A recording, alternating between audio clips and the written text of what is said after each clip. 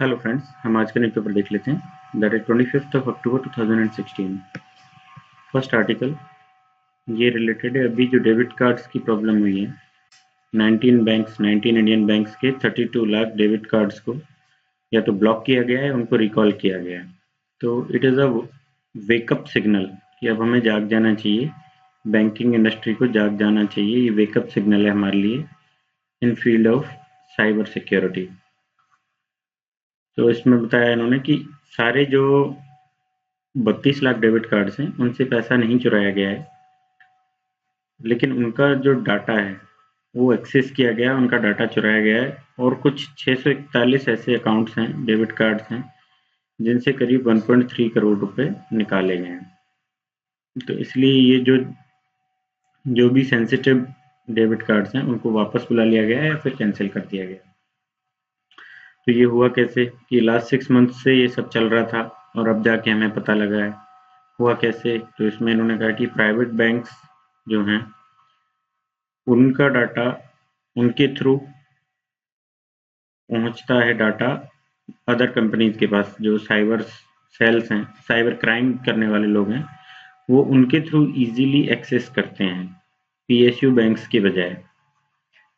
फिर ये नेक्स्ट बोल रहे हैं कि एक जो वाइट लेवल एटीएम होता है, वाइट लेवल एटीएम क्या होता है कि वो बैंक का एटीएम नहीं होता है, लेकिन ये थर्ड पार्टीज को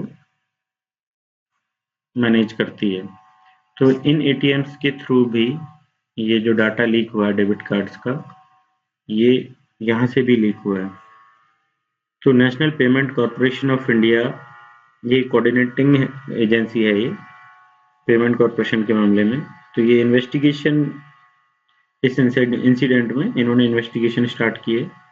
फोरेंसिक ऑडिट भी इसमें स्टार्ट किया है, और फिर उसके बाद जो ऑडिट की रिपोर्ट आएंगी, इन्वेस्टिगेशन की रिपोर्ट आएगी, उसके बाद प्रिलिमिनरी फाइंडिंग्स इसमें मिलेंगी। तो it is a very big threat for India कि इस तरीके से हमारा डाटा लीक हो रहा है। फिर इसमें कि इन सबको कंट्रोल कौन करता है, तो आरबीआई हमारा, इसके कई सारे काम हैं, जैसे कि मॉनेटरी पॉलिसी बनाना और जो सिक्योरिटीज, गवर्नमेंट सिक्योरिटीज है, उनको खरीदना बेचना। तो ऐसे ही इसका काम है payments and settlement of payments, settlement system. Payments and settlement system भी इसका एक उन्हीं में से काम है। और ये ही वो एजेंसी है जो डिसाइड करती है कि किस तरीके से पेमेंट्स को आप कर सकते हो। जैसे आरटीजीएस, एनईएफटी, ये सारे आरबीआई की क्लियरेंस मिलने के बाद ही एग्जिस्टेंस में आते हैं। अदरवाइज पहले सिर्फ अपने बैंक से, अपनी ब्रांच से ही पैसे निकाले जा सकते थे। उन सभी को कंप्यूटर से जोड़ा गया, नेट से जोड़ा गया। अभी आप एटीएम के यूज से या फिर परचेज वगैरह करके या फिर दूसरी बैंक में जाके चेक के थ्रू पैसे निकाल सकते हैं, जमा कर सकते हैं अपने अकाउंट में। तो ये सारी चीज़ें पॉसिबल हुई है कोर बैंकिंग सब में स्टार्ट करने के बाद। तो नेट बैंकिंग सब में स्टार्ट हुई है, कोर बैंकिंग सब में स्टार्ट हुई है, उसके बाद ये सब चीज़ें आई है। अभी जो ऑनलाइन बैंकिंग चल रही है, इसमें बैंक्स का ये खत्म हो चुका है। ऑनलाइन में डायरेक्ट कस्टमर से यूज में लेता है, डेबिट कार्ड में भी डायरेक्ट कस्टमर से यूज में लेता है। तो ऑनलाइन बैंकिंग पे कंट्रोल, उसकी डाटा सिक्योरिटी, सिक्योर ट्रांजैक्शंस। तो उसके लिए क्या क्या चालू किया है? एक तो जैसे एसएमएस अलर्ट आता है, ओटीपी जिसको बोलते हैं, जैसे कि ओटीपी आता है एसएमएस के through, and then SMS deduction का भी आता है। तो वो सारी चीज़ें स्टार्ट की गई हैं। आप खुद अपना पिन नंबर उसमें सेट करके रख सकते हैं, वो स्टार्ट किया गया। तो कई सारे मेजर्स हमने लिए हैं इन सिक्योरिटी थ्रेट्स के चलते, साइबर क्राइम के चांसेस के चलते, लेकिन फिर भी दैट इज़ नॉट इनफ। हमें और क्या क्या एक्शंस लेने होंगे और क्यों लेने होंगे, इसमें आगे दिया है। तो इसमें आगे दिया है कि डिजिटल रिवॉल्यूशन हम चाहते हैं। इकोनॉमिक, सोशियो इकोनॉमिक हमारी पॉलिसीज जो हैं, उनके एडवांसमेंट के लिए डिजिटल रिवॉल्यूशन हमारा हथियार हम बना रहे हैं। गवर्नमेंट इसे यूज में ले रही है ज़्यादा से ज़्यादा। तो गवर्नमेंट और बैंक्स जो हैं, दोनों इसको हार्नेस करना चाहते हैं कि डिजिटाइजेशन हो और उसके थ्रू ज़्यादा से ज़्यादा चीज़ें सबको मिले, पॉलिसीज उस पे बेस्ड हों। अब इसमें क्या क्या है पॉलिसीज, जैसे कि अपन देखें। First, financial inclusion. Second, subsidy, ये बेटर इसका टारगेटिंग हो, मतलब कि जो एलिजिबल है उसी को सब्सिडी मिले, किसी दूसरे को ना मिले। इसके लिए बेटर टारगेटिंग के लिए डिजिटल डाटा हमें इकट्ठा करना है। नेक्स्ट, कि डीबीटी हम चाहते हैं, डायरेक्ट बेनिफिट ट्रांसफर। नेक्स्ट, कि इकोनॉमिक एफिशिएंसी को इम्प्रूव हम करना चाहते हैं। उसका क्या मतलब होता है कि इकोनॉमिक एफिशिएंसी इम्प्रूव करनी है तो उसमें जैसे एक ट्रांजैक्शन की कॉस्ट जो है, हमारी ट्रांजैक्शन की कॉस्ट डाउन आएगी तो हमारी इकोनॉमिक एफिशिएंसी बढ़ेगी। तो economic efficiency of transaction cost by lowering transaction cost, economic efficiency हम बढ़ाना चाहते हैं। 4, नेक्स्ट फिफ्थ, कि we want to move towards a cashless economy. क्यों? कि कैशलेस इकोनॉमी होगी, आई मीन टू से कि कैशलेस का मतलब है आप प्लास्टिक मनी यूज में ले रहे हो। And what is plastic money? Plastic money होती है ATM cards, debit card, credit card. इस तरीके से जो मनी आप जेब में लेके घूम रहे हैं वो मनी नहीं है, लेकिन एक प्लास्टिक का टुकड़ा है। तो इसी को, इसलिए इसको प्लास्टिक मनी बोलते हैं। तो प्लास्टिक मनी ज़्यादा से ज़्यादा इंट्रोड्यूस करना चाहते हैं, कैशलेस इकोनॉमी हम चाहते हैं। तो इससे क्या फ़ायदे होंगे कि ब्लैक मनी रिड्यूस हो जाएगी। नेक्स्ट, कि इससे टैक्स इवेजन जो होता है वो कम होगा, ख़त्म होगा। तो इस तरीके के बहुत सारे हमें फ़ायदे हैं, इसलिए हम चाहते हैं कि cashless plastic money using plastic money we should move towards cashless economy. तो इसलिए गवर्नमेंट चाहती है कि डिजिटाइजेशन ज़्यादा से ज़्यादा हो, और इंडिया ने मतलब ये अपने सिस्टम में एक्सेप्ट भी किया है। क्या क्या चेंजेस किए हमने? फर्स्ट तो वही किया है कि जैसे एटीएम हमने लाए हैं, ऑनलाइन ट्रांसफ़र की हमने व्यवस्था की है, कोर बैंकिंग हमने स्टार्ट की है, बड़े उसके लिए हमने आरटीजीएस स्टार्ट किया है। तो इस तरीके से हमने काफ़ी सारे चेंजेस भी किए हैं और आगे भी हम करेंगे हमें, क्योंकि इससे बहुत सारे फ़ायदे हैं। लेकिन इसका नुकसान जो है ये अभी देखने को मिला है बहुत बड़ा। इससे निपटने के लिए हमें साइबर सिक्योरिटी पे ध्यान देना बहुत ज़्यादा ज़रूरी है। हमारे डाटा की सिक्योरिटी बहुत ज़रूरी है। इसके साथ में ये प्राइवेसी से भी रिलेटेड है ये, तो प्राइवेसी का भी हनन होता है, इसलिए डाटा सिक्योर करना किया जाना बहुत ज़रूरी है। क्योंकि क्रिमिनल्स आजकल सोफिस्टिकेटेड टूल्स यूज़ में ले रहे हैं, जैसे कि चोरी करना एक पुराने ज़माने की बात हो गई है, तो इस तरीके से भी चोरी, कंप्यूटर पे बैठ के चोरी करना ज़्यादा ईजी हो गया। तो इस तरीके के टूल्स वो यूज़ में ले रहे हैं, इसलिए हमें इससे बचना ज़रूरी है। ये अभी अलर्ट हो जाने का टाइम आ गया है कि शॉर्टकमिंग्स को ख़त्म किया जाए और आगे बढ़ाया जाए। नेक्स्ट आर्टिकल ये भी इसी से रिलेटेड है, ये दोनों साथ में इसलिए रखे मैंने, ये भी डाटा सिक्योरिटी से रिलेटेड है कि केरला गवर्नमेंट ने अपने पीडीएस सिस्टम में लगभग 1.5 करोड़ पीडीएस बेनिफिशियरीज का डाटा ऐसे ही रख दिया है विदाउट एनी पासवर्ड प्रोटेक्शन। तो इनका कोई भी मिसयूज कर सकता है, कोई भी प्राइवेट कंपनीज जिसका भी डाटा है उसके अड़ोसी पड़ोसी उसका मिसयूज कर सकते हैं। तो ये अगेन वही चीज़ है कि साइबर सिक्योरिटी ज़रूरी है, डाटा सिक्योरिटी ज़रूरी है, प्राइवेसी हमारी उसका हनन ना हो इसके लिए ज़रूरी है। अब ये सब मिला के एक मेजर क्वेश्चन जो बार बार डिबेट में चल रहा है वो आता है कि आधार कार्ड जो है, आधार कार्ड भी तो हमारा बहुत सारा डाटा इकट्ठा करेगा। तो आधार कार्ड की डाटा सिक्योरिटी हम कैसे कर पाएंगे? आधार कार्ड हमारी प्राइवेसी का नहीं होगा, इसकी हम कैसे गारंटी दे पाएंगे? जबकि हम हमारे बैंकिंग सिस्टम में नहीं सुधार कर पा, बैंकिंग सिस्टम में साइबर थ्रेट्स को नहीं रोक पा रहे हैं। नेक्स्ट ये पीडीएस का जैसे हम देख रहे हैं, अभी कल परसों आया था याहू का कि याहू में बहुत सारे डाटा चोरी हुए, लीक हुए। नेक्स्ट हम देखते हैं कि जैसे विकी लीक्स वगैरह ये निकाल के लाते हैं इधर उधर से, जैसे पनामा पेपर्स का लेके आए थे और अभी हिलेरी क्लिंटन के मेल्स का लेके आए थे। नेक्स्ट हम देखें तो हमारे एनजीटी की साइट को अभी थोड़े दिन पहले हैक कर लिया गया था। तो जब हम देखते हैं कि इतनी ज़्यादा प्रॉब्लम है, we are not at all secure, we are not affording data security, then how we will secure data of Aadhaar, जो कि बहुत ज़्यादा इम्पोर्टेंट है। हाउ कि इसमें सारी चीज़ें होंगी, इवन आपका जो रेटिना की इमेजेस हैं वो सब, फिंगरप्रिंट्स, तो इसमें तो बहुत ज़्यादा प्राइवेट चीज़ें भी इन्वॉल्व हैं। प्राइवेट चीज़ों की सिक्योरिटी हम कैसे करेंगे, तो इस पर कोई क्वेश्चन बन सकता है। नेक्स्ट हम देखें तो ये बर्ड फ्लू फैल रहा है इंडिया में इधर उधर सभी स्टेट्स में, उससे रिलेटेड है। दिल्ली में फैला है, ग्वालियर के जू में भी फैल गया है, डियर पार्क दिल्ली को बंद कर दिया गया है। तो इससे रिलेटेड है ये। इसमें दिया है एक दो नए वो दिए हैं वायरसेज, ये सब टाइप्स मान लीजिए। पुराना जो वायरस था एवियन इन्फ्लुएंजा वायरस H1N1 की जैसे हम बात करते थे, H1N5 की हम बात करते थे, तो ये वैसे ही और वायरसेज नए आए हैं, इनका सब टाइप है उसी का, एवियन इन्फ्लुएंजा वायरस का। तो क्या क्या है, एक तो जैसे ये है H5N8, ये दिल्ली में पहचान की गई है कि ये वायरस H5N8 है। दूसरा अभी थोड़े दिन पहले H7N9, ये चाइना में देखने को मिला था। तो इससे कई सारे लोगों को बहुत सीरियस बीमारियां हो गई थी। तो ये बड़ी चिंता है कि इस टाइप के जो हैं ये फैल रहे हैं और ये ह्यूमन बीइंग को भी नुकसान पहुंचाते हैं। सिर्फ बर्ड्स को या फिर कैटल्स को नुकसान नहीं पहुंचाते, ह्यूमन बीइंग्स को भी सीवियर इलनेस में डाल देते हैं और कई बार मौत तक हो जाती है, डेथ हो जाती है। तो इसमें ये दिल्ली वाला जो है क्यों आया है, इसके रीजन फाइंडिंग्स क्या है कि माइग्रेटरी बर्ड है एक वाटरफॉल, उसका रोल है इसमें, इसको लाने में, ऐसा अभी तक की फाइंडिंग्स में पता लगा है कि उसका रोल पॉसिबल है इसमें। और ये स्प्रेड कैसे हो रहा है कि वाटर बॉडीज, हर जगह वाटर बॉडीज हैं, ये वाटर बॉडीज में जैसे ही ये कंटेमिनेट होगा वाटर, तो ये स्प्रेड करेगा इसके थ्रू अदर बर्ड्स में, कैटल्स में।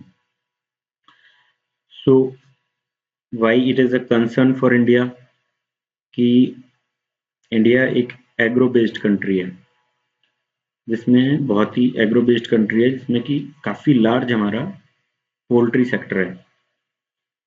तो इसलिए हमें चिंतित होने की जरूरत है कि यदि एक बार फैलता है तो इसका आउटब्रेक बहुत खतरनाक होता है, तो लगातार फैलता जाता है।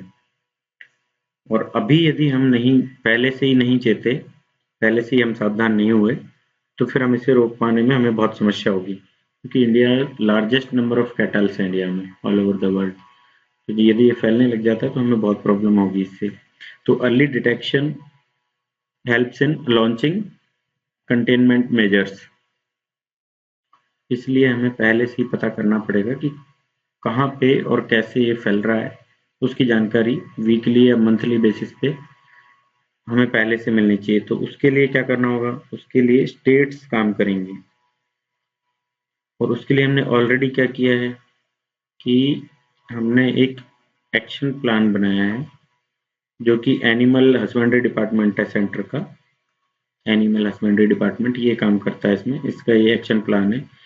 इसमें प्रोटोकॉल है कि continuously preventive checks and testings चलती हैं कि ये करनी होती है आपको। तो ये इंटरवेंशन स्ट्रेटेजी है हमारी कि ये आपको रेगुलर टाइम पे करनी है और रिपोर्ट करना है हैंड टू हैंड, कोई आउटब्रेक यदि ऐसा होता है तो उसको। नेक्स्ट कि ऐसे बर्ड्स या फिर कैटल्स जिनमें ये ऑलरेडी फैल चुका है, उनको बाकी जो भी कैटल्स हैं उनके साथ से हटाना होता है, उन फार्म से हटाना होता है।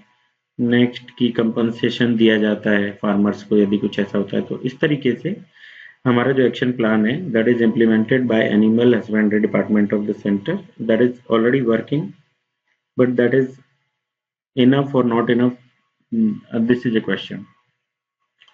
सो नेक्स्ट हम देखते हैं कि इनफ और नॉट इनफ में केरला और कर्नाटका में पहले आउटब्रेक हुआ था, ये लगभग 2 साल पहले। तो उसमें हमें समझ आ गया कि कितनी हमारी एफिकेसी है, कितनी हमारी एफिशिएंसी है। तो उसके लिए हमें आगे काम करना होगा ढंग से, तभी जाके हम ऐसी चीज़ों को रोक पाएंगे। नेक्स्ट कि हमने H5N1 जो चलता था पहले, उससे हमने फ्री तो घोषित कर दिया इंडिया को, लास्ट अभी सितंबर में घोषित किया है 5 सितंबर को। लेकिन उसके जस्ट बाद ही ऐसा हो गया कि दोबारा से ये जैसे H5N8 ये दिल्ली वाला मामला हुआ है। तो इस तरीके से नेक्स्ट चीजें जो आ रही हैं, तो हमारे लिए चिंता का विषय है कि हमने फ्री घोषित कर दिया है, लेकिन क्या वास्तव में वो हम फ्री हैं, नहीं है, और आगे कोई तरीके का आता है तो हम उसे रोक पाएंगे, नहीं रोक पाएंगे। तो WHO की कुछ वो है इसमें कि WHO क्या कहता है कि वेस्ट एशिया जो है, कुछ पार्ट एशिया के जिनमें से अपना वाला एशिया, साउथ ईस्ट एशिया तो इस तरीके के जो पार्ट्स हैं उनमें ये वायरसेज एंडेमिक है, मतलब कि वहीं के हैं और ये बहुत जल्दी फैलते हैं, म्यूटेट करते हैं बहुत जल्दी, तो एंडेमिक है और म्यूटेशन बहुत फास्ट है। और नेक्स्ट की मॉनिटरिंग हमारी जो है, जो भी इन कंट्रीज में, एशिया के इन पार्ट्स में मॉनिटरिंग कोई बहुत अच्छी नहीं है, तो इनका रीइंट्रोडक्शन और स्प्रेड हम रोक नहीं पाते हैं उसको। और हम जैसे हमने बोला है कि H5N1 हमने खत्म कर दिया, तो these things are overestimated, overstated, ऐसा WHO का हमारे इन प्रोग्राम्स के बारे में कहना है। तो WHO चाहे जो भी कहे, लेकिन हमें हमारी सुरक्षा करनी है। हमें हमारी सुरक्षा करनी है तो उसके लिए हमें स्टेट्स और सेंटर दोनों को साथ मिलकर काम करना पड़ेगा, क्योंकि ऑफिशियली ये स्टेट्स पे डिपेंड करता है कि सैंपल कलेक्शन, फिर कि राउंड द क्लॉक जो है वही काम करते हैं स्टेट ही, और वही वहां से जब सैंपल्स कलेक्ट करेंगे तो एक अलार्म वहीं से जनरेट हो सकता है कि आउटब्रेक हो रहा है। Then centre will become active and it will take action. तो स्टेट्स को मिलकर काम करना पड़ेगा, पीरियोडिक टेस्टिंग सिस्टम हमें डेवलप करने पड़ेंगे, बर्ड्स और उनके जो वेट मार्केट्स हैं उन एरियाज में, तभी जाके हम इन सारी चीज़ों को रोक पाएंगे। नेक्स्ट की फंक्शनिंग जो है वो टाइटन करनी पड़ेगी, स्टेट्स काम कर रहे हैं उसको टाइटन करना पड़ेगा हमें। फिर ईयरली रिपोर्ट जो है वो एक तैयार करनी है। नेक्स्ट की बॉर्डर रीजन्स में जहाँ ये पोल्ट्री का ट्रेड होता है, तो उनकी रेस्पॉन्सिबिलिटी है to look out these things, sick birds and all. इस तरीके से सबको मिलकर साथ में काम करना पड़ेगा, तभी हम रोक पाएंगे इसको। नेक्स्ट आर्टिकल हम देखते हैं। ये यूएसए में alienation of others like Indians और समवन एल्स। तो यूएसए में ये कंसेप्ट हमेशा से ही रहा है। यूएसए बना कैसे, ये हम देखते हैं कि यूएसए का फॉर्मेशन हुआ है यूएसए के red Indians plus Europeans plus Africa से। यूरोपियंस कौन थे कि एक तो कुलीन वर्ग के लोग थे, दूसरा जो चोरू चक्के थे, इनको इंग्लैंड से या अदर जो यूरोपियन कंट्रीज है यहाँ से पकड़ के अमेरिका में डाल दिया जाता था एक सजा देने के लिए, तो वो लोग हैं। कुछ कुलीन वर्ग के भी हैं जो यहाँ पे खुद गए हैं व्यापार वगैरह करने के लिए। तीसरा अफ्रीका से जो रेड इंडियंस यहाँ के मूल निवासी हैं। अफ्रीका से जो दास प्रथा पहले चलती थी, तो दासों को उठा के ले जाया जाता था, दासों का व्यापार होता था अफ्रीका टू अमेरिका। तो इस तरीके से यहाँ की पॉपुलेशन बनी है। तो there is a lots of immigration already. तो इसके लिए कहा भी जाता है कि अमेरिका जो कंट्री है वो इमिग्रेंट कंट्री ही है।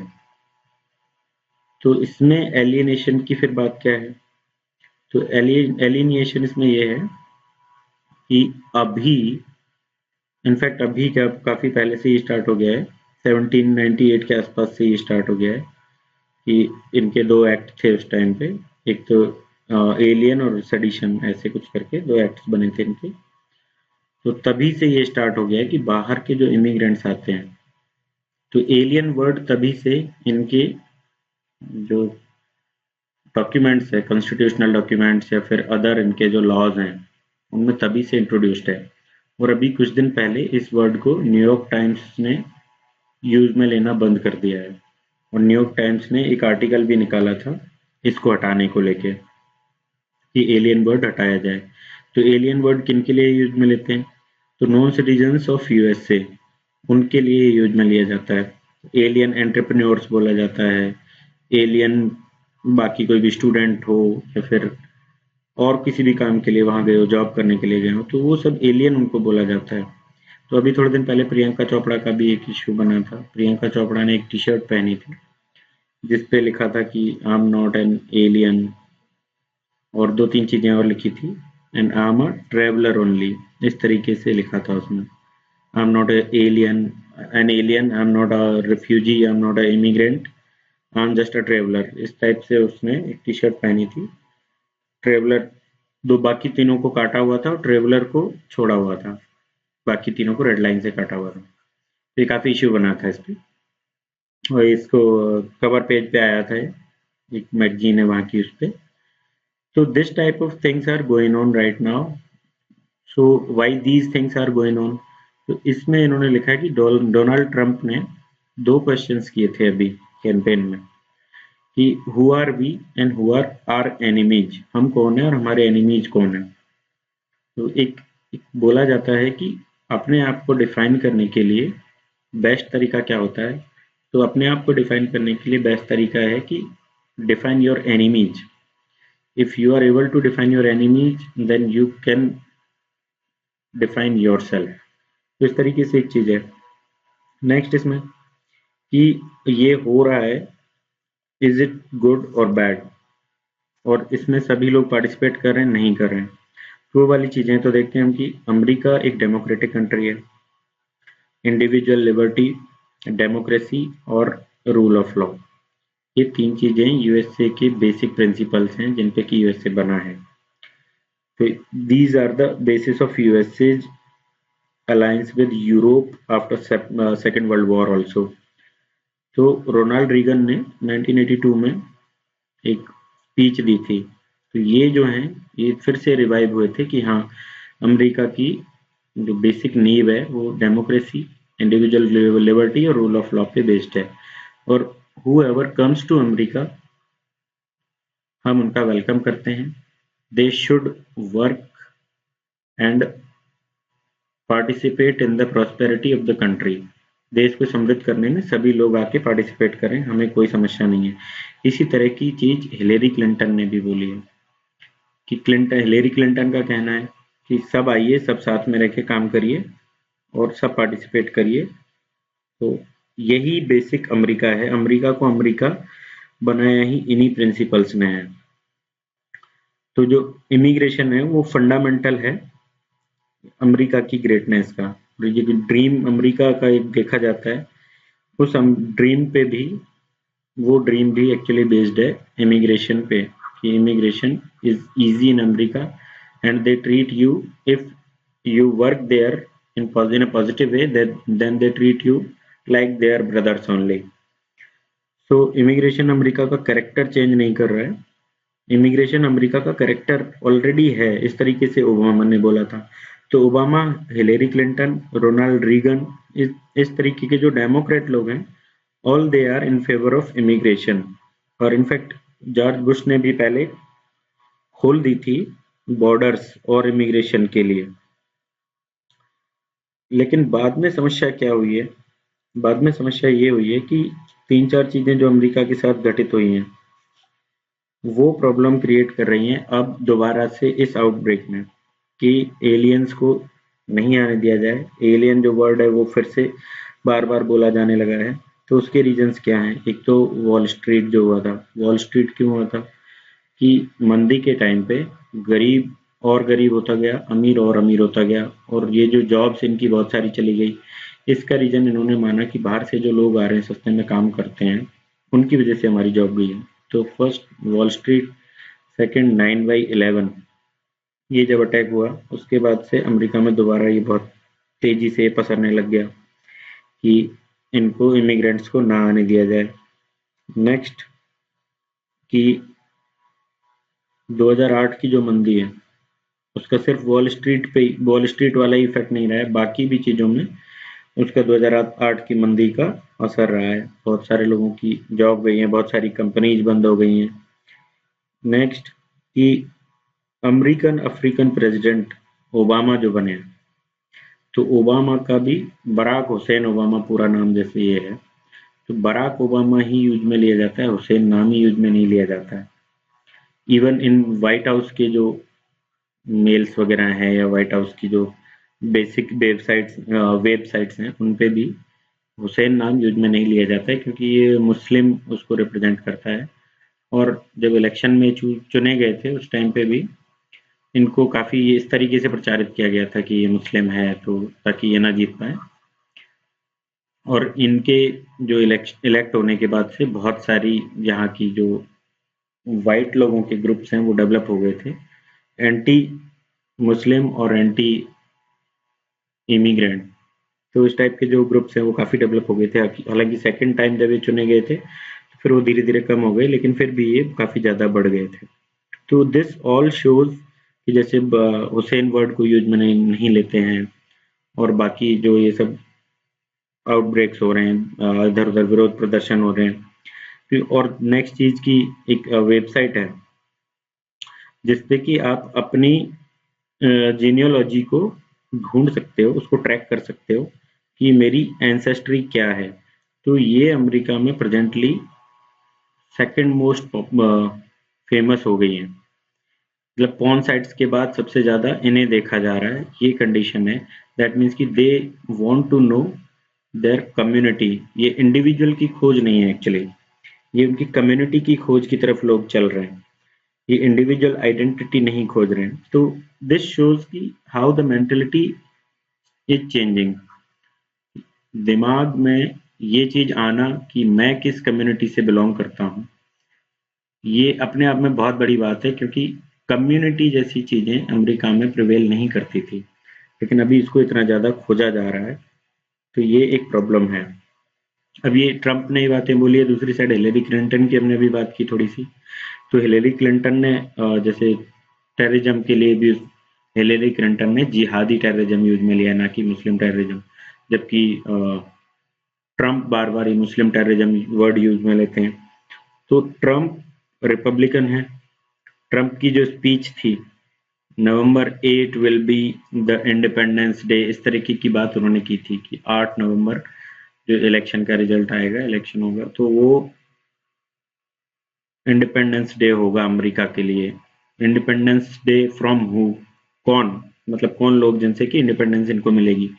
तो एलियंस, एलियंस कौन, जो इमिग्रेंट्स हैं। अमेरिका की मूवीज में हम देखते हैं कि एलियंस से धरती पे वो अटैक कर रहे हैं और उनसे बचाते हैं। तो ट्रंप वही काम कर रहे हैं कि एलियंस से, इमिग्रेंट से, I will protect you, it will be our independence day. एक मूवी भी है इंडिपेंडेंस डे, जो एलियंस पे ही बेस्ड है।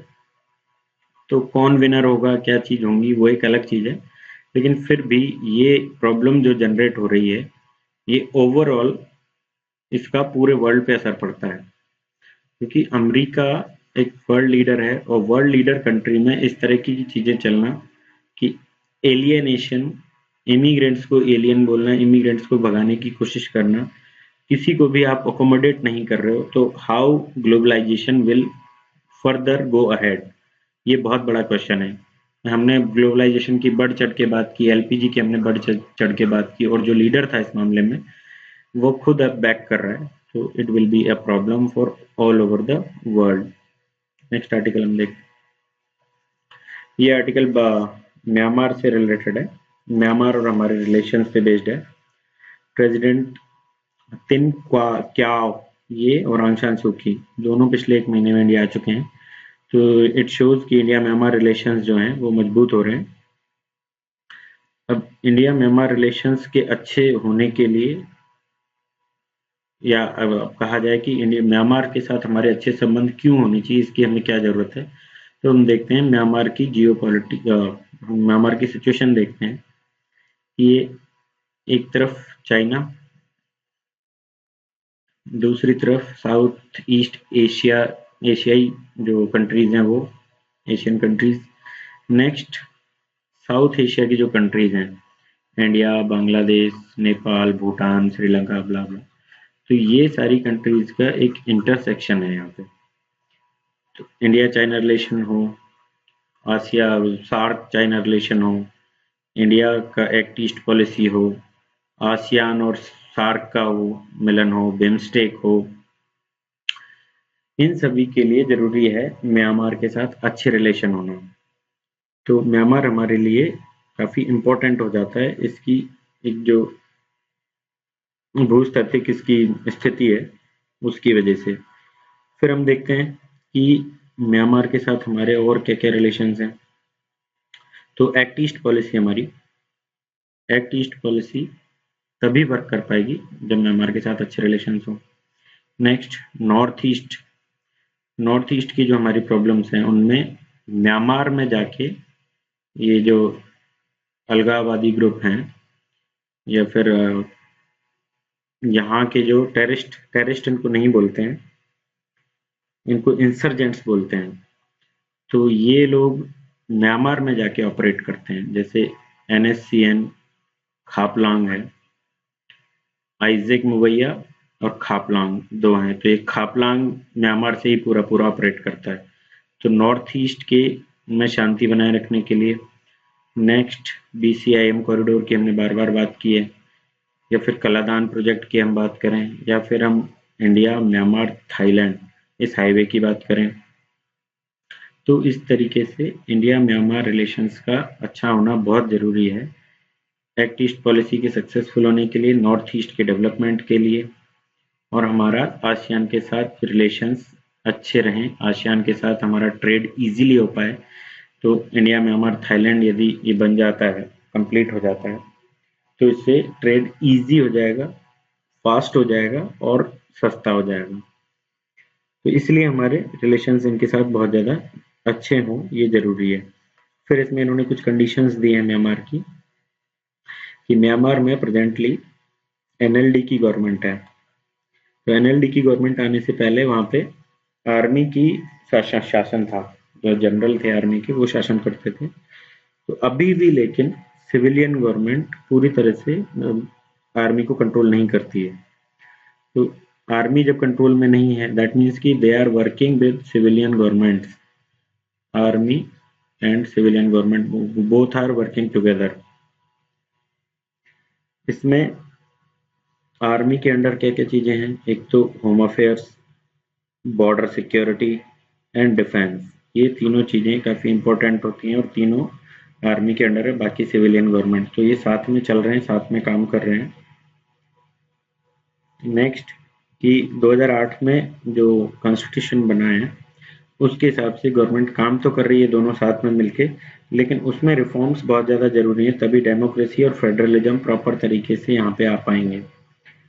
नेक्स्ट कि कैबिनेट में जो अभी कैबिनेट बना है उसमें मिनिस्टर्स जो हैं उन्होंने बहुत ज़्यादा इम्प्रेस नहीं किया है लोगों को।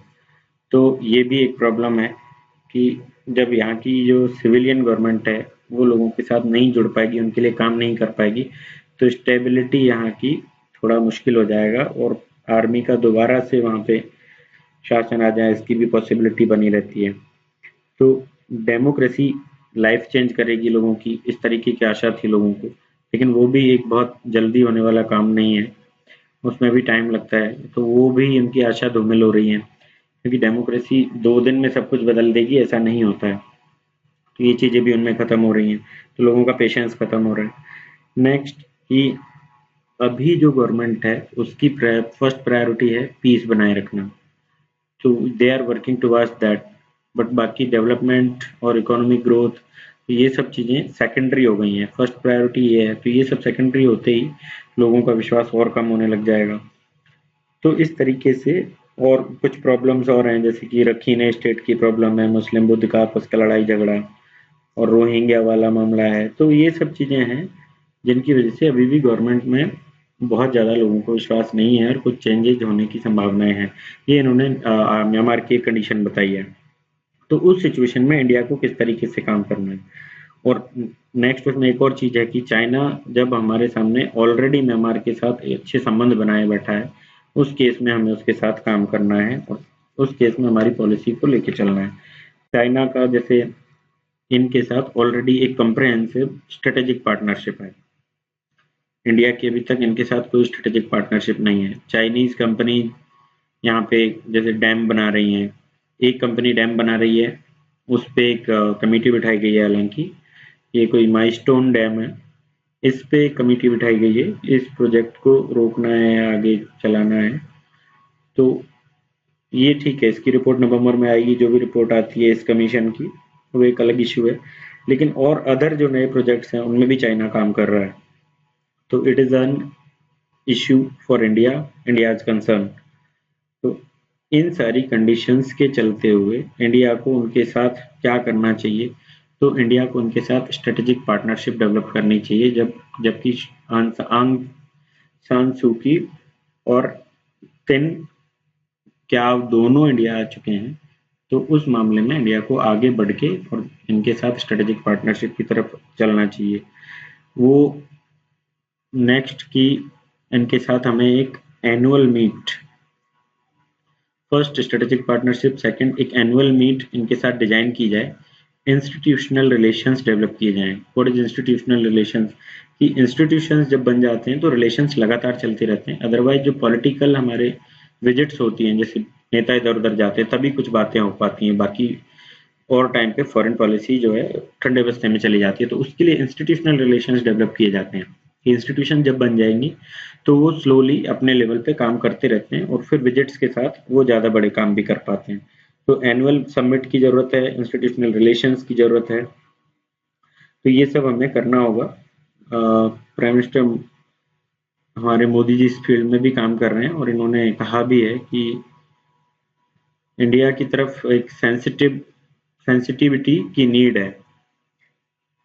हमारा जो नॉर्थ ईस्ट वाला एरिया है वो, और हमारी सेंसिटिविटी म्यांमार की तरफ हो, म्यांमार की हमारी तरफ हो, इस तरीके की हमें ज़रूरत है। अब इसमें प्रॉब्लम्स हम और देख लेते हैं। तो प्रॉब्लम्स क्या क्या हैं इंडिया की पॉलिसी में, कि ये ऑलमोस्ट हर कंट्री के साथ हमारी प्रॉब्लम है कि डिले इन प्रोजेक्ट्स। इसमें देखें यहाँ पे कलादान प्रोजेक्ट बहुत दिन से डिलेड पड़ा है। जो म्यांमार, इंडिया और थाईलैंड वाला जो हाईवे है वो बहुत दिन से डिलेड पड़ा है। इसके 2019 तक पूरे होने की उम्मीद है, लेकिन डिले इन प्रोजेक्ट हमारी एक समस्या है। दूसरी हमारी समस्या, तो people to people contact and people to people exchange, इस पे हमें काम करने की ज़रूरत है, क्योंकि इसमें अभी तक कोई प्रोग्रेस नहीं हो रही है, कोई इंस्ट्रूमेंट इसके लिए डेवलप नहीं किए जा रहे हैं। और आंग सान सू की का कहना है कि गवर्नमेंट्स आती जाती रहती हैं, government comes and go, but people of the country they remain same. So we have to work in that direction कि पीपल टू पीपल कॉन्टैक्ट बढ़े। तो उसके लिए हमारे जो एम्बेसडर्स हैं दोनों साइड वो काम करें, सिविल सोसाइटी और स्टूडेंट्स का एक्सचेंज हो। तो इस तरीके से हम म्यांमार के साथ रिश्तों को सुधार सकते हैं और स्ट्रेटेजिक पार्टनरशिप की तरफ बढ़ सकते हैं। That is important for India, India's act east policy, north east development of India. फिर नेक्स्ट देखते हैं। ये आर्टिकल कुछ खास काम का नहीं है तो इसको ना देखें। नेक्स्ट हम देखते हैं। सुप्रीम कोर्ट ने वार्न किया है आरबीआई को कि आप जो बिग डिफॉल्टर्स हैं लोन के, उनके नाम क्यों नहीं पब्लिश कर रहे हैं। It is a right government, I mean to say कि पब्लिक का ये राइट है जानने का कि जो डिफॉल्टर्स हैं, जिन्होंने भी बड़ी मनी बैंक से लोन लेके और उसको लौटाया नहीं है, तो ये जानने का अधिकार है हमें, हमारी पब्लिक को। अब इसमें एक चीज़ मैं आपको बताता हूँ कि लोन डिफॉल्टर्स के, जैसे छोटे लोन डिफॉल्टर्स हैं, उन लोगों के नाम न्यूज़पेपर में पब्लिश कर दिए जाते हैं एक लिमिट तक। यदि वो लोन वापस नहीं करते हैं, लिमिटेड पीरियड उनको दिया जाता है, तब तक यदि वो लोन वापस नहीं करते हैं तो उन डिफॉल्टर्स को उसमें लिस्ट एक बना के और न्यूज़पेपर में निकाल दिया जाता है। लेकिन यहाँ बड़े डिफॉल्टर्स का जो हजारों करोड़ में पैसा जिन्होंने लोन में लिया नहीं लौटा रहे, उनके नाम डिस्प्ले नहीं किए जा रहे हैं। तो सुप्रीम कोर्ट ने कहा है कि Y this is happening, you should do that, you should disclose their names through RTI and other mechanisms. तो इस पे आरबीआई ने मना किया है कि हम ऐसा नहीं कर सकते, कि हम बाउंडेशंस हैं, बैंक्स के रूल्स हैं कुछ, तो उनके अकॉर्डिंग ही हम नाम डिस्प्ले करते हैं, वो नहीं कर सकते। लेकिन सुप्रीम कोर्ट ने फिर भी उनको बोला है। सुप्रीम कोर्ट ने उनसे रिपोर्ट ली है जिसमें कि नाम है उनके पास, लेकिन सुप्रीम कोर्ट खुद ये डिस्क्लोज नहीं कर सकता क्योंकि वो सुप्रीम कोर्ट की रिपोर्ट नहीं है, सुप्रीम कोर्ट के ज्यूरिसडिक्शन में नहीं है उसको डिस्क्लोज करना, आरबीआई को ही करना होगा वो। तो इसमें अब जरूरी क्या चीज़ है, हमारे काम की क्या चीज़ है कि आरटीआई जो हमने बनाया है तो उसमें हमें जानने का अधिकार है। नेक्स्ट कॉन्स्टिट्यूशनल हमारे राइट्स हैं कि हमारी जो मनी हमने बैंक्स में लगाई हुई है, शेयर होल्डर्स हैं, उनकी मनी को लोन टेकर्स जो हैं, लोन सीकर्स, इन्होंने लिया है और वो पैसे वापस नहीं लौटा रहे हैं, तो कौन कौन वो लोग हैं ये जानने का हमारा अधिकार है। तो राइट टू नो हम कॉन्स्टिट्यूशन से हमें मिलता है। तो ये सारी चीज़ें फुलफिल हो, इसके लिए ये नाम इनके बताने चाहिए और आगे से कोई ऐसा ना करे, इसके लिए भी एक ये रोकने के लिए भी जरूरी है। नेक्स्ट आर्टिकल है तो ये ई बैलेट्स, ई पोस्टल बैलेट्स को लेके चुनाव सुधार। हमारे सिलेबस में है। तो चुनाव सुधार में ये एक बड़ा रिफॉर्म हम मान सकते हैं कि ई बैलेट्स जो है, ई पोस्टल बैलेट्स, इसका मतलब है कि यहाँ का जो अथॉरिटी है, इलेक्शन अथॉरिटी, अपनी कंस्टिट्यूएंसी से जो भी लोग बाहर रह रहे हैं तो उन लोगों को ई बैलेट्स भेजे जा सकते हैं, ई पोस्टल बैलेट्स। अभी तक क्या होता है कि बैलेट्स जो पोस्ट से भेजे जाते हैं, लेकिन इनमें होगा कि यहाँ से अथॉरिटी जो कंस्टिट्यूएंसी की इलेक्शन अथॉरिटी है वो आपको ई बैलेट भेजेगी, आपको एक ओटीपी मिलेगा और वो आपका सबमिशन वहाँ पे हो जाएगा उसके पास, जिसको भी आप एक फॉर्म डाउनलोड करना होगा आपको, वोट वाला, बैलेट वाला, और वो वहाँ पहुँच जाएगा।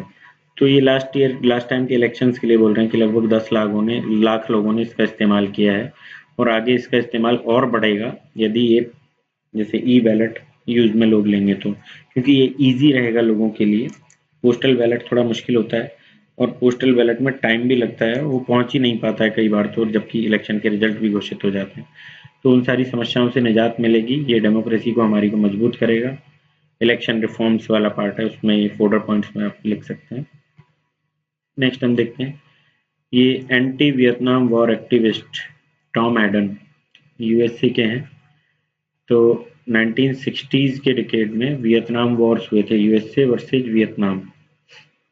इसमें बोला तो यही जाता है कि यूएसए की हार हुई है, वियतनाम ने इनको जीतने नहीं दिया। वियतनाम ऐसे इस तरीके से लंबा लंबा कंट्री है साउथ ईस्ट एशिया में, तो यहाँ वॉर चल रहा है, यहाँ चल रहा है, इस टाइप से वो वॉर चले थे और केमिकल वेपन्स एंड ऑल भी यूज में लिए गए थे। तो काफ़ी इसकी भर्त्सना भी हुई थी अमेरिका की, और अमेरिका को मुंह की खानी पड़ी थी। तो ये हमारे सिलेबस में है कि सेकेंड वर्ल्ड वॉर के बाद की जो हिस्ट्री है उसमें हमारे सिलेबस में ये है।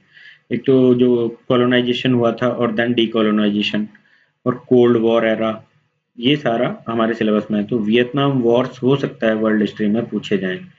और एक और अभी आर्टिकल आया था 2-4 दिन पहले कि जो सेकेंड वर्ल्ड वॉर से पहले का सिनेरियो था उसमें अडोल्फ हिटलर, हिटलर का बहुत बड़ा रोल था कि सेकेंड वर्ल्ड वॉर हुआ।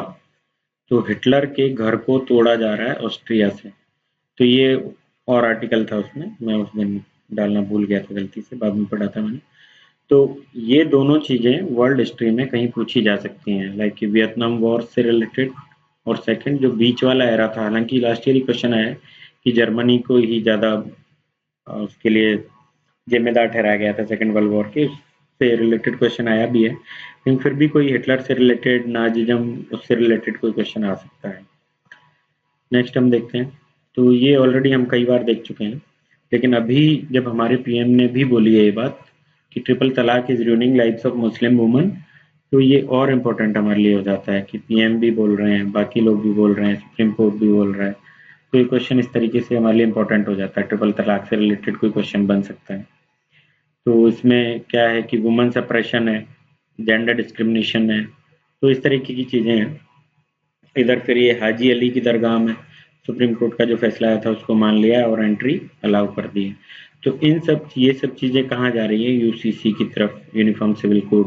हालांकि जो वुमन कमीशन है उसने मना इस चीज़ से इनकार किया था कि ये यूसीसी को रिप्रेजेंट नहीं करता है, ट्रिपल तलाक वाला इशू ये एक अलग ही मुद्दा है। ये वुमन के सप्रेशन से लेके वुमन जेंडर डिस्क्रिमिनेशन को लेके और वुमन की डिग्निटी मेंटेन करने के लिए जरूरी है कि ये खत्म किया जाए। तो इससे रिलेटेड कोई ओवरऑल एक क्वेश्चन बन सकता है। यूसीसी का एक छोटा सा पार्ट 2014 में या 13 में पूछा जा चुका है, लेकिन कोई बड़ा क्वेश्चन ऐसा सच नहीं आया है। नेक्स्ट आर्टिकल हम देखते हैं, तो ये मेट्रो स्टेशन पे एक लड़की का मर्डर हुआ है, पिंकी इनका नाम है। तो अभी थोड़े दिन पहले भी दिल्ली में बुराड़ी में एक केस हुआ था, जो सरेआम ये दोनों केस हुए हैं, मर्डर कर दिए गए 2 लड़कियों के, और वहां पे सैकड़ों लोग भी ऑलरेडी प्रेजेंट थे, या दर्जनों जितने भी थे, लेकिन लोग वहां पे थे। मेट्रो स्टेशन में वो कैसे लेके गया, हथियार वहां पे लेके जाना, फिर वहां जाके अटैक करना, तो ये सोसाइटी के एथिकल स्टैंडर्ड्स कितने डाउन होते जा रहे हैं इसको शो करता है। तो what should we do to stop all these things, क्योंकि ये सिर्फ ऐसा नहीं है कि दिल्ली में हो रहे हैं, बाकी जगह भी होते हैं, लेकिन दिल्ली में ये आगे डाटा दिया है कि दिल्ली सेकंड रैंक पे है इस मामले में इंडियन स्टेट्स में, और बाकी स्टेट्स जैसे हैं तो दिल्ली में 6266 में से 1124 तो सिर्फ दिल्ली में ये स्टॉकिंग के केसेज जो हैं कंप्लेंट आई हैं। नेशनल क्राइम रिकॉर्ड ब्यूरो का डाटा है 2015 का। तो और स्टेट्स में भी ऐसा होता है स्टॉकिंग के केसेज, जैसे महाराष्ट्र में काफ़ी हैं। तो why this is happening and what to do to tackle this problem, ये मेजर क्वेश्चन बनता है कि ऐसी चीज़ें क्यों हो रही हैं। अब क्यों हो रही है उसमें कि एक तो जो हम देखते हैं वंचना वाली चीज़ है, तो ये कोरिलेटेड हो जाती है, ये एक्चुअली मेंटल प्रॉब्लम है होने को तो, लेकिन इसको ये रिलेट कर देते हैं मेंटल, इनको हम मेंटल पेशेंट्स कह सकते हैं कि ये ऐसे लोग होते हैं जो साइको होते हैं, और साइको होना एक मेंटल प्रॉब्लम है, तो ये इसको कोरिलेट कर देते हैं वंचना से। अब ये क्या होता है कि इनको, ये साइको लोग हैं, इनको एक बार मना कर दिया, मान लीजिए किसी ने, ये स्टॉकिंग करते हैं, सामने से फीमेल मना कर देती है, तो ये ईगो पे उसे ले लेते हैं, और then they do whatever they can do और whatever they want to do. तो फिर वो चीज़ें मर्डर में बदल जाती हैं, जब जो डिजायर्ड उनको नहीं मिलता है तो वो मर्डर में बदल जाती हैं। तो इस सब चीज़ को हैंडल करने के लिए फर्स्ट एजुकेशन जरूरी है। एजुकेशन, सिर्फ लिटरेसी जरूरी नहीं है, एजुकेशन जरूरी है। There is a difference between literacy and education. तो एजुकेटेड पीपल बहुत कम है, लिटरेट बहुत मिल जाएंगे। तो एजुकेशन जरूरी है। एजुकेशन आदमी को स्व का ज्ञान करवाती है, तो ये जरूरी है, तब जाके ये सब चीजें चेंज हो पाएंगी। नेक्स्ट की एथिकल स्टैंडर्ड्स इस सोसाइटी के डाउन हो रहे हैं, तो ethical and moral education school time से ही स्टार्ट की जानी जरूरी है। जो पहले हमारी सिचुएशन थी कि हम हेल्पिंग, हमारा एक कल्चर था हेल्प करने का, और ये सब चीजें बहुत कम होती थी। जो हम बोलते हैं कि सभी, पूरा संसार कुटुंब है, और सभी अदर, हम पहले एक ओथ भी लेते थे, सभी भारतीय मेरे भाई बहन हैं। वो सारी चीजें जो है वो बिल्कुल खत्म होती जा रही सोसाइटी से। और मूवीज का असर भी काफी बार होता है लोगों पे। कई मूवीज में कुछ ऐसी चीजें दिखाई जाती है, सीरियल्स में कई बार ऐसा दिखाया जाता है, तो उनका भी असर होता है। हालांकि उनमें अच्छी चीजें भी दिखाई जाती है, ऐसा नहीं है सिर्फ बुरी दिखाई जाती है। तो ओवरऑल ये एक सोसाइटी में इस तरीके का जो डेवलपमेंट हो रहा है उसको अभी रोका जाना जरूरी है, अदरवाइज ये बहुत बड़ी प्रॉब्लम क्रिएट कर देगा। तो उसके लिए क्या क्या स्टेप्स लिए जा सकते हैं, वैसा कोई क्वेश्चन बन सकता है। ये पुलिस रिफॉर्म्स हमारे सिलेबस में है, तो इसलिए मैंने उठाया कि मैन पावर शॉर्टेज है बहुत ज़्यादा, और ये फैक्ट भी है कि केरला में भी अभी थोड़े दिन पहले हुआ था, सॉरी कर्नाटका में अभी हुआ था, कि सिपाही लोग जो हैं हड़ताल पे चले गए थे कि हमें 12-14 घंटा काम करना पड़ता है और सैलरीज हमारी बहुत कम है। दूसरा ये इधर नोएडा का केस है कि पॉपुलेशन इतनी है, number of cops 1517 lakh population पे, और नंबर ऑफ पुलिस स्टेशन भी ओनली 21 है, बहुत कम है। और उस पे भी जो पुलिस वाले बचते हैं कुछ, वो सिक्योरिटी प्रोवाइड करने में काफ़ी सारे उसमें चले जाते हैं। किनको, पॉलिटिशियंस जो हैं बड़े, उनको सिक्योरिटी प्रोवाइड करवाने में बहुत सारे पुलिस वाले उसमें खर्च हो जाते हैं, तो और कम बच जाते हैं लॉ एंड ऑर्डर को मेंटेन करने में। तो क्या किया जा सकता है, इसमें सुधार किस तरीके से हो, इस टाइप से कोई क्वेश्चन फॉर्म हो सकता है। तो एक तो नंबर ऑफ कॉप्स बढ़ाना जरूरी है, क्योंकि हम कंपेयर करें ईयू से या फिर यूएसए से, तो हम उनका 20-30% पे ही पहुंचेंगे। जो पर 1 लाख पॉपुलेशन पे वहाँ जितने हैं, उस पे हमारे उसके 20-30% ही होंगे, तो वो बढ़ाया जाना जरूरी है। दूसरा कि इनको टेक्नोलॉजी से लैस करना जरूरी है। Third, vehicles. फोर्थ, रिसोर्सेज इनको प्रॉपर प्रोवाइड करवाने जरूरी है, कि इनके पास कंप्लेंट लॉन्च करने के लिए कई बार रजिस्टर्स तक भी नहीं होते हैं, फंड्स नहीं आते ऊपर से, तो ये सब चीज़ें भी खरीदना इनके लिए मुश्किल होता है। इनको लाइक कि कहीं डेथ हो जाती है तो इनको अपने व्हीकल से ले जाना है, या व्हीकल नहीं है तो ऑटो से ले जाना है, तो ऑटो के भी पैसे तक इनको नहीं मिल पाते हैं।